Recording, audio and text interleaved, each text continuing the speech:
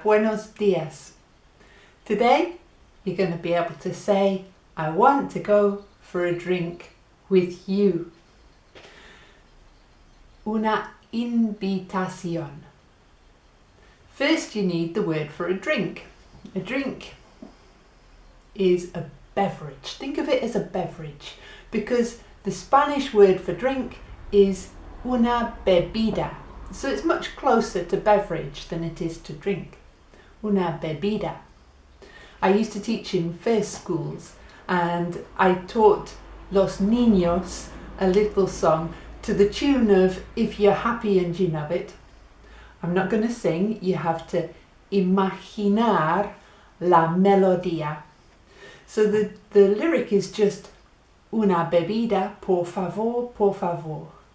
Una bebida, por favor, por favor. And then I'm thirsty. In español, they don't say I am thirsty, they say I have thirst. I have is tengo. Tengo. Right? It comes from the same root that gives us tenant, and a tenant has the house. So tengo, I have, tengo. And then the word for thirst is sed. I think of sedimentary rocks in the desert because that makes me think it's thirsty. But that's just how mi mente funciona. So tengo sed is I have thirst. Back to my If You're Happy and You Know It song. Una bebida, por favor, por favor. Una bebida, por favor, por favor. Tengo sed, tengo sed, tengo sed, tengo sed. I'm so thirsty. Una bebida, por favor, por favor. If a little melodía can help you learn español, then do it. Get that singing in your mente through el día, and then you'll remember una bebida and you'll remember tengo sed. But today we were going to say, I want to drink with you, weren't we? Now, with you is contigo. Contigo. With me is conmigo. I think they're lovely words.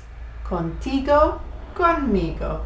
It sounds quite Alan Parsons actually. Contigo, conmigo.